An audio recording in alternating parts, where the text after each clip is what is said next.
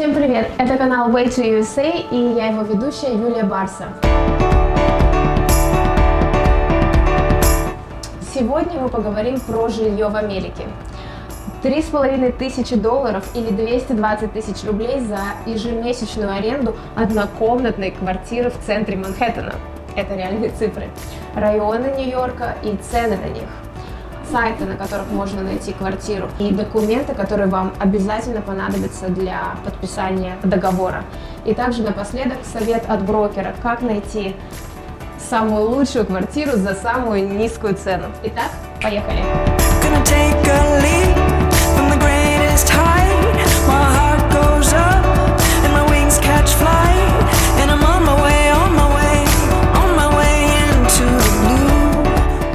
Сейчас я покажу свою квартиру, которая находится по расположению на 60-й улице восточной части Манхэттена. У меня стандартная двухкомнатная квартира с маленькой небольшой такой спальней, где стоит кровать, ну, естественно, туалет,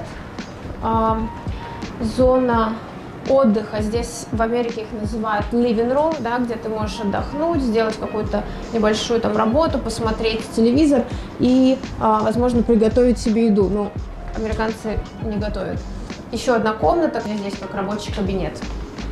Продолжаем обзор по квартирам американским. Здесь стандартная однокомнатная квартира. Она содержит living room, где можно отдохнуть, здесь приготовить еду, покушать, посмотреть телевизор и так далее. Есть отдельная спальня и, естественно, туалет с ванной. Квартира стоит 3500 в месяц. У нее наилучшее расположение, это 3-я авеню и 38-я улица, то есть это буквально 2 минуты ходьбы до Гранд Централ и 42-й улицы, что считается центром, буквально там 5 минут до 5-го авеню, и то есть это вот прям центр города, это очень хорошая локация. Итак, ребята, немножечко мы с вами познакомились с обзором цен на жилье, на однокомнатные и двухкомнатные квартиры на Манхэттене. Но вы, пожалуйста, не держитесь за голову и не думайте, что «О май гад, как я перееду там в Нью-Йорк» или «это же очень дорого». На самом деле здесь можно найти квартиры, которые будут стоить там $850, там 1000-1200. Они будут находиться в порядке, например, 30-40 минутах езды на метро до Манхэттена. Вот. И эти квартиры будут располагаться в Бруклине, в Квинсе, в Лонг-Айленде и так далее.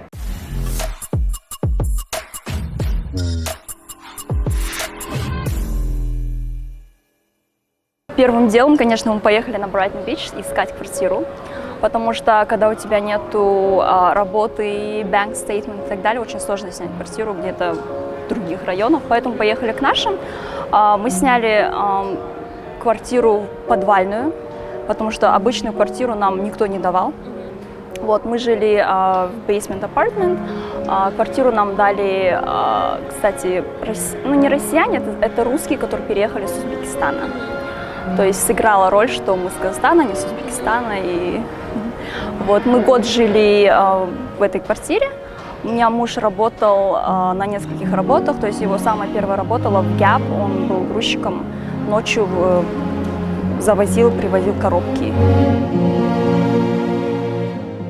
Первое время я жил у сестры, сейчас переехал, живу с друзьями, с румейтами. Живем мы в Нью-Джерси, то есть не в самом Нью-Йорке. Живем в двухкомнатной квартире, нас все устраивает. Но я сейчас переезжаю, правда, поближе сюда, поближе к Нью-Йорку. А сколько вы платите за квартиру, если не секрет? $2300 в месяц. Но это без коммунальных платежей, без парковочных мест, просто аренда. Еще одна очень важная информация для людей, кто не жил никогда в Америке. Сначала будет очень непривычно жить с соседом. Здесь их называют roommate. То есть, но в Америке очень частая практика того, что вы приезжаете, вы снимаете просто комнату в там, двухкомнатной, трехкомнатной, четырехкомнатной квартире, неважно. И эти варианты действительно дешевые. То есть здесь можно найти вот так вот арендовать комнаты от там 400-500, наверное, долларов в месяц. Я приехала из Новосибирска. из Сибири. Живу я тут около 2,5 лет, но первый раз я приехала 3 года назад.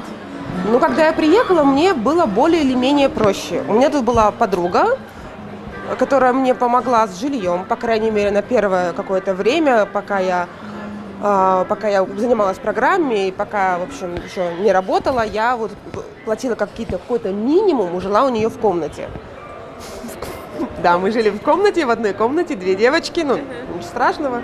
Сколько платили за эту комнату? Мы вдвоем платили по $300, вот, но как бы это было на 173-й улице, Вашингтон-Хайтс. Это где живут чернокожие. Нет, это где живут латиноамериканцы. Я приехал, 1500 только было. И я понял то, что 1500 на самом деле не так уж много денег здесь, в Америке, потому что это все дорогое по сравнению с русской экономикой. Куда пошел? Мне нужно было... Первым делом мы пошли в хостел, потому что я думал, ой, сейчас приеду, квартиру быстро снимем. Но в Америке, как вы поняли, не так все легко с квартирой снимать и так далее. Вот. Поехали в хостел на 110-й улице, по-моему, была. То есть это Гарлем, там уже не совсем безопасно на самом деле. Остались там на 7 дней, потом поехали в Миртл-Бич на автобусе. На автобусе не ездите в Миртл-Бич, это очень далеко. Мы ехали, наверное, часов 36, представляешь? И заплатили столько же, сколько билет на самолет стоили бы. Но я думал, то, что на автобусе намного быстрее, намного дешевле будет, чем на самолете. Но, оказывается, в Америке не так все. Все это время в Миртл-Биче мы жили в отеле, познакомился с очень много русскими там, или из Казахстана, ну, русскоговорящими. Мне кажется, в Америке, когда ты говоришь русский, или, по крайней мере, когда я говорю русский, то я думаю о всех, кто говорит по-русски. Да, всех наций. Да. Я тоже. Да. Америка объединяет нации. Да, да.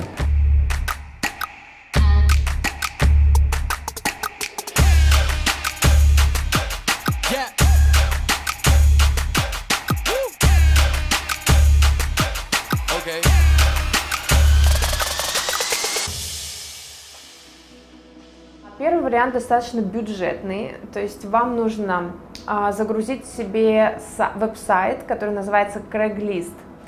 Sorry, подожди, нельзя себе загрузить веб-сайт. Это приложение, просто пойти на веб-сайт. Да, пойти. То есть там можно найти аренду квартир, аренду комнат и так далее. То есть там же можно попереписываться, познакомиться со своими румейтами будущими, ну, там, поспрашивать какие-то необходимые вопросы, которые вот вас непосредственно интересуют до переезда. На нем можно найти мебель, какие-то, знаете, там вещи купить, продать, вот все различные объявления, также найти работу, также, ну, там же разные направления, по которые могут вам помочь первоначально при переезде. Craigslist. Есть такие русскоязычные сайты, если у вас еще с английским языком не все очень хорошо. Они есть, например, ВКонтакте, в разных группах, там, Америка, русские в Нью-Йорке, Бруклин, русский Нью-Йорк, русская Америка. И также очень большой главный сайт, который называется rusrec.com.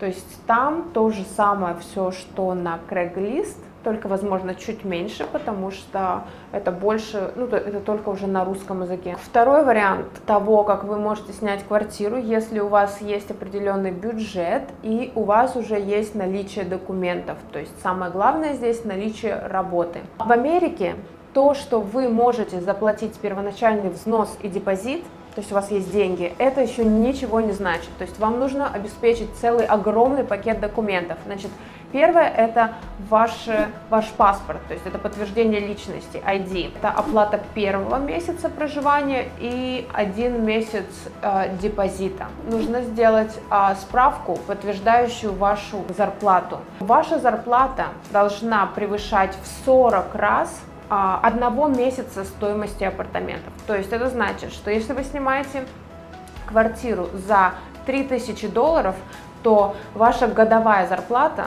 должна быть не менее $120 000. Такие правила. Справка с вашего банковского аккаунта за последние 2 месяца. Social Security Number, Tax Return – это налоговая справка, что вы платили налоги в прошлом году. Не обязательно, но у вас могут запросить кредитную историю. То есть здесь она называется Credit Score.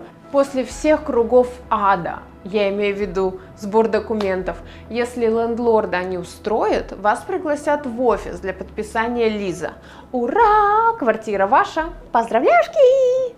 Чтобы хоть как-то снять напряжение после такого внушительного списка документов, я хочу рассказать про 4 особенности, которые отличают нью-йоркские американские апартаменты от российских.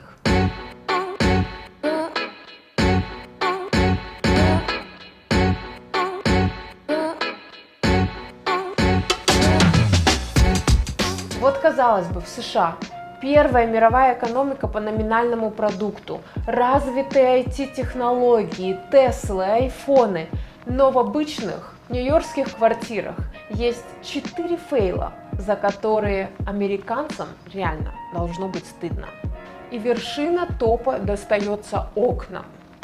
Когда-то давно в детстве я смотрела американские фильмы и думала, у них так классно, у них все по-другому. У них даже окна открываются вот так наверх, а не так, как у нас в России на себя. Вот как в спортивном зале. Подошел, приготовился, присел, напрягся, поднял и потом опустил.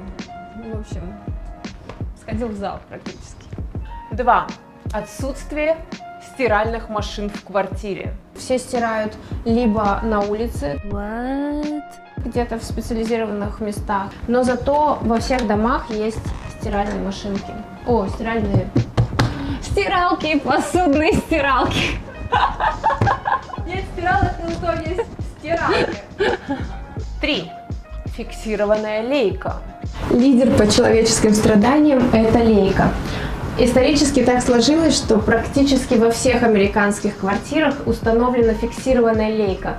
Вода льется под определенным наклоном, соответственно, когда нужно помыть какие-то определенные части тела, нужно настолько изогнуться, как змея, и, в общем, это очень неудобно.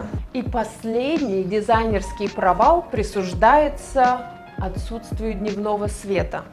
На Манхэттене здания настолько высокие и построены близко друг к другу, что попросту даже не хватает дневного света.